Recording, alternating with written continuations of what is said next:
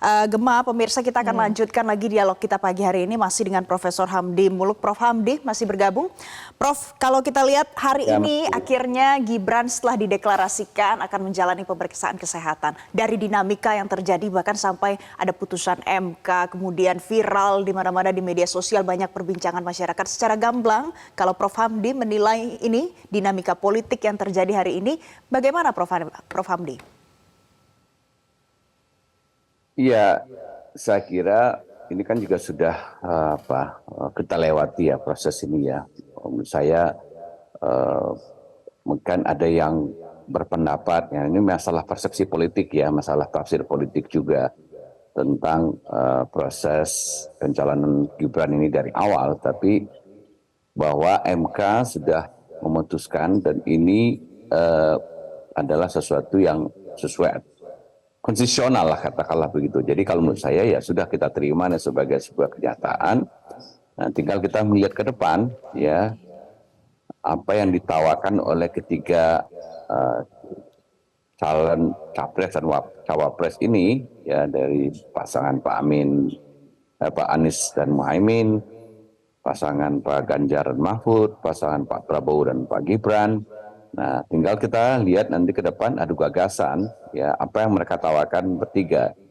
Nah, tentu kita ingin memang ke depan pemilu kita itu naik kelas lah gitu ya, daripada kita bandingkan dua periode sebelumnya ya, 2014-2019 yang tercatat sebuah kontestasi pilpres yang panas gitu, tapi panasnya tidak menyangkut substansi politik yang kita inginkan. Kalau panasnya menyangkut adu gagasan, ya itu bagus gitu ya. Jadi publik disuguhkan dengan kontestasi yang menarik. Jadi seru betul, orang saling serang menyerang tidak apa-apa, tapi yang diserang itu adalah gagasan, ya. Dan ide, begitu ya, Prof. Jadi bukan menyerang pribadi dan bukan membuat black campaign gitu. Ya, jadi kita harus ingat ini, black campaign itu tidak boleh. Jadi kampanye hitam, kampanye negatif boleh. Kampanye negatif itu artinya kita menyoroti kelemahan dari gagasan, visi, misi,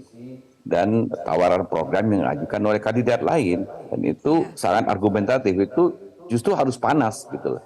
Tapi serang menyerang dengan berbasis black campaign dan juga dengan memakai misalnya argumentasi ataupun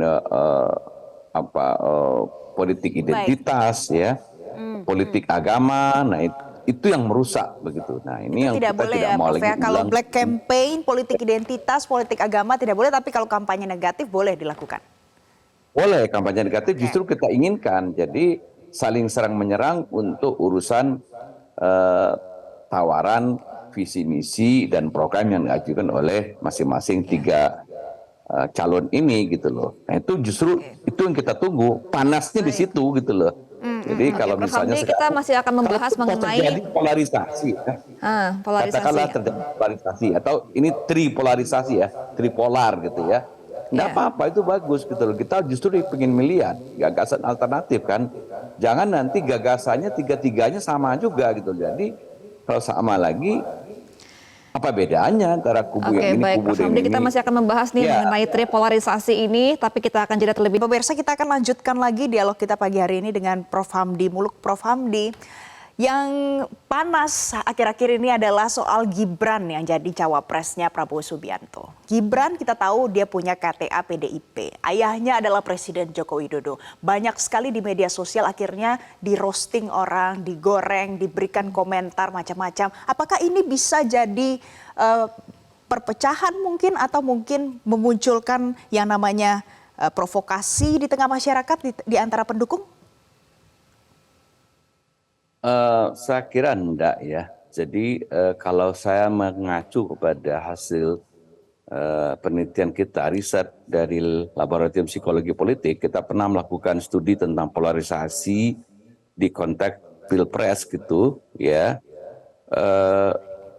Yang mempolarize itu, yang mendriving gitu, yang untuk terjadi polarisasi itu ternyata driving faktornya lebih banyak kalau narasinya atau basisnya itu adalah pengkubuan dengan membawa-bawa agama sebenarnya.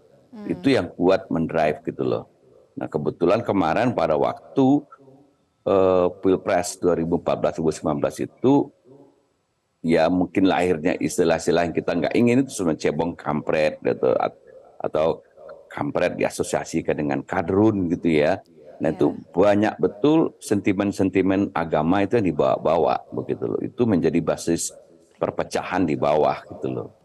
Nah tapi kalau sekarang misalnya Gibran gitu ya sebagai putra presiden 2 periode 2014-2019 berpasangan dengan Prabowo sekarang, malah ini sebenarnya dalam tanda kutip ya kalau mengacu kepada histori 2014 ini faktor rekonsiliatif, malah ini sudah rekonsiliasi. Jadi dan ini agak aneh juga kalau di bawah gitu justru bekas mantan pendukung kedua Jokowi Prabowo itu masih berseteru gitu ya.